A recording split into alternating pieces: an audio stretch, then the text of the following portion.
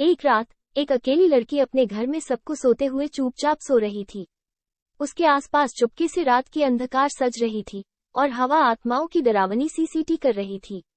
लड़की के दिल में घबराहट की लहरें उठ रही थी, लेकिन वो खुद को समझाने की कोशिश कर रही थी कि यह सब उसकी विविधताओं की वजह से हो रहा है। वृद्धा ने डरावनी आवाज में कहा, मैं मृत्यु की माता हूँ।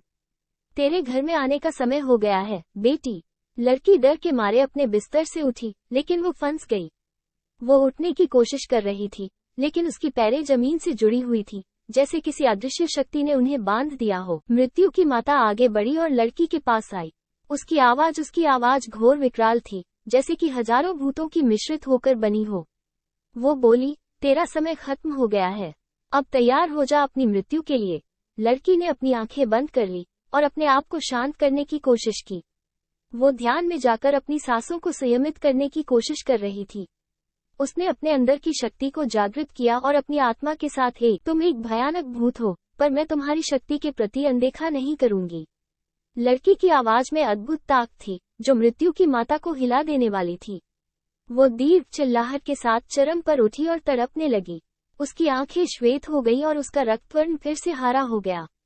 जैसे ही मृत्यु की माता की शक्ति तबाह हो गई, लड़की ने आत्मा के साथ, वो आवाज कहीं से आ रही थी, तुम मेरी मृत्यु नहीं कर सकती। मैं अपने भाई को पार करती हूँ और तुम्हारी शक्ति को तोड़ देती हूँ। मृत्यु की माता के आगे एक व्यंग्यपूर्ण मुस्कान आई और उसका रक्तवर्ण धीरे धीरे फीका होने लगा। वो डरी हुई थी, क्योंकि उसने अपनी शक्ति का आभास किया था। लड़की ने अपनी आत्मा के साथ धीरे धीरे उठने की कोशिश की और आवाज बनाते हुए कहा, मगर जैसे ही रात की घंटी घूमने लगी, लड़की ने यकीन नहीं किया, लेकिन उसने अपनी आंखें खोली और जो कुछ उसने देखा उसके रंग उड़ा दिए। उसके सामने एक वृद्ध औरत खड़ी थी, जिसकी आंखें लाल थीं और पूरे शरीर से रक्तवर्ण बह रहा था। वो वृद्धा चुपचाप खड़ी थी और उसकी हंसी से लड़की का रूहानीता में आत्मा घबरा गई।